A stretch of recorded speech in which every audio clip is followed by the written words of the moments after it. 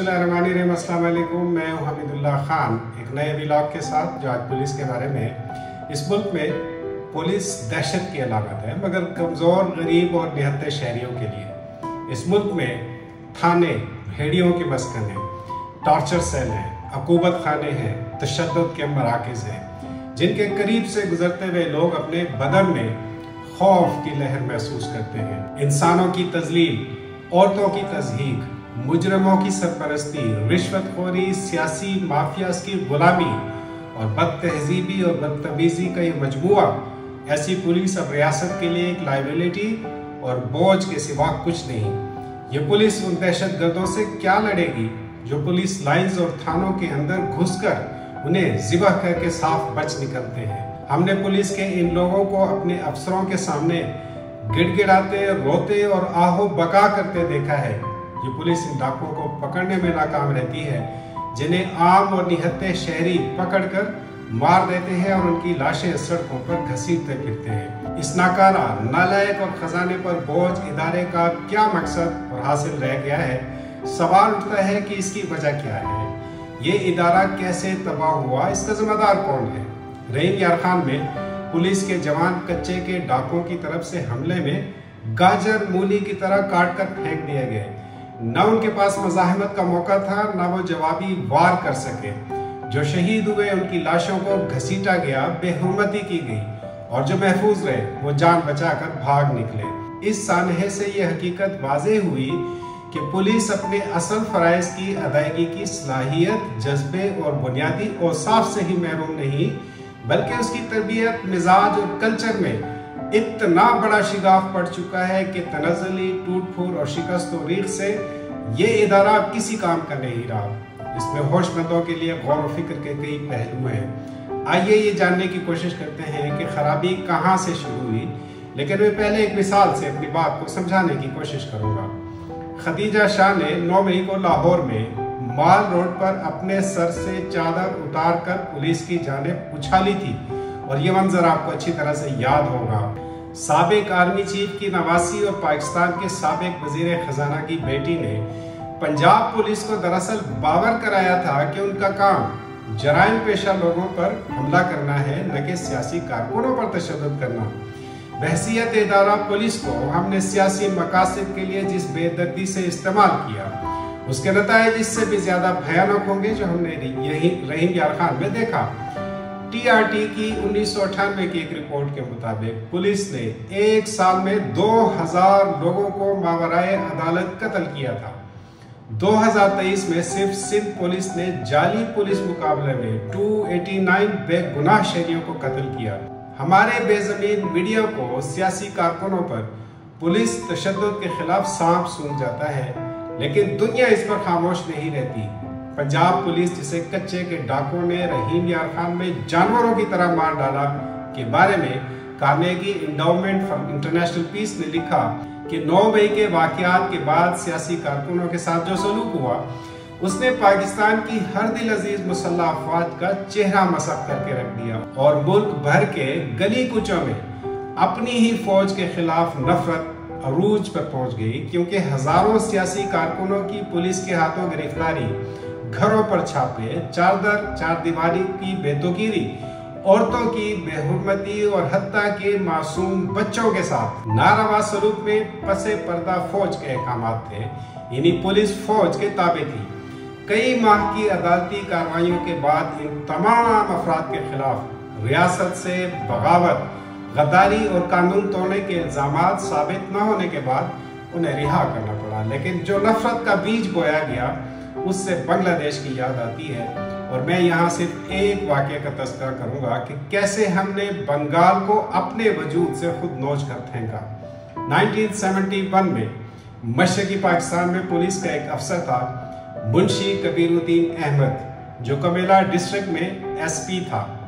अब जब हालात कशीदा थे और फौज बंगाली अवाम के खिलाफ ऑपरेशन में मसरूफ थी, तब पाकिस्तानी फौज के मकामी कमांडर ने उसे हुक्म दिया कि वो पुलिस का असला उसके हवाले कर दे। मुंशी कबीरुद्दीन अहमद ने कहा कि पुलिस का असला मुजरमों के खिलाफ इस्तेमाल के लिए है, निहत्ते शहरियों के खिलाफ चलाने के लिए नहीं है। चंद रोज बाद मुंशी कबीरुद्दीन अहमद को तो बेदर्दी से कत्ल कर दिया गया, लेकिन 16 दिसंबर को 90,000 पाकिस्तानी अफवाज भारत के सामने हथियार डाल रही थी। मुंशी कबीरुद्दीन हमारी तारीख में एक गद्दार करार पाया, लेकिन हम वतनों में उसे हीरो माना गया और बांग्लादेश का सबसे बड़ा अवार्ड दिया गया। हम गजा में इसराइल के खिलाफ सड़कों पर मुजाहरे करते हैं और हमारी दीनी जमातें इस काम में पेश थी, लेकिन अपनी ही पुलिस के हाथों सियासी कारकुनों की बेदर्दी से हमवार तशद्दुद, हिरासत और गिरफ्तारियां, छापों और ख्वातीन की बेहरमती पर इन दीनी जमातों को ना तो इनकी गैरत जागी, ना उन्हें उसके खिलाफ एहतजाज की फुर्सत मिली।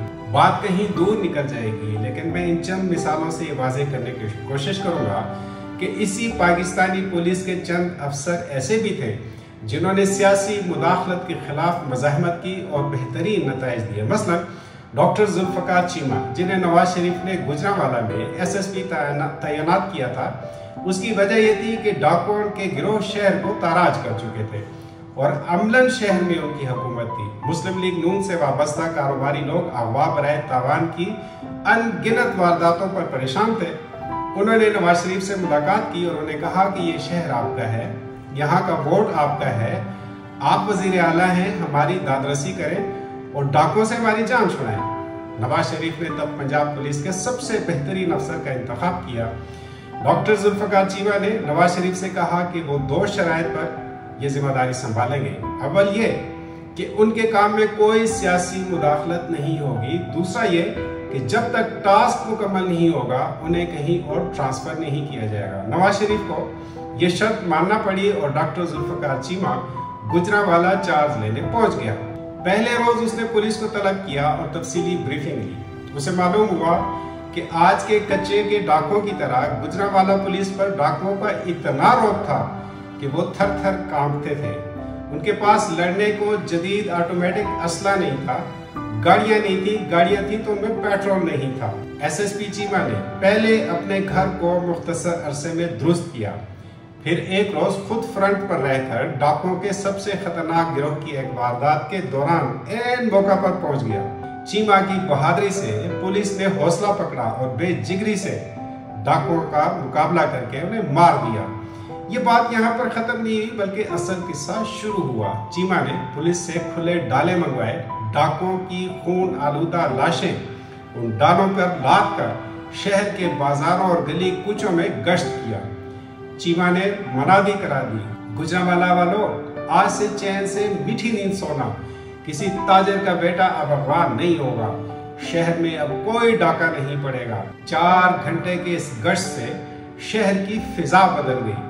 पूरा शहर सड़कों पर उमड़ आया और पुलिस जिंदाबाद के नारे लगाने लगा। शहरियों में डाकुओं का खौफ फना हो गया।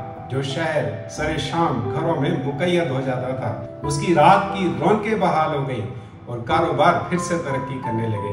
लेकिन एक दिलचस्प वारदात ये हुई कि इतनी बड़ी पुलिस कार्रवाई के बाद मीडिया में डॉक्टर जुल्फ़िकार चीमा की पजीराई नवाज शरीफ साहब को पसंद नहीं आई और उन्होंने वादा खिलाफी करते हुए बहुत जल्द मिशन मुकम्मल होने से पहले ही चीमा को वहां से उखाड़ फेंका। इसी मुल्क में और ख़ास तौर पर पेशावर में पुलिस के आला अफसरों ने बड़ी कुर्बानियां दी और सूबे में अमन कायम कर दिया था। लेकिन हमारे यहाँ सियासी जमातें जब पुलिस को अपने मकासद के लिए इस्तेमाल करना शुरू कर दें तो फिर अल्ताफ चौधरी और राव अनवार जैसे किरदार उभरते हैं जो अपनी वहशत और दरिंदगी से पुलिस के चेहरे पर कालक बनते हैं।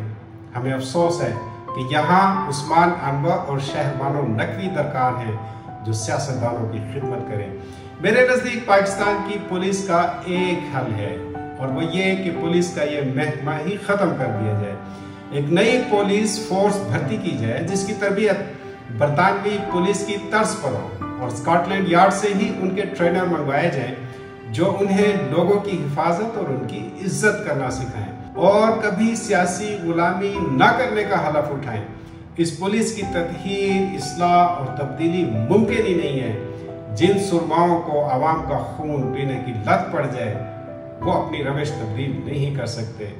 ये खून आशाम भेड़िए हैं जिन्होंने जंगल के कानून बना रखे हैं। इन्हें कानून के ताबे करना बेकार मशक साबित होगी। आज के लिए इतना ही, फिर मुलाकात होगी। तब तक के लिए इजाजत। अल्लाह हाफ़िज़।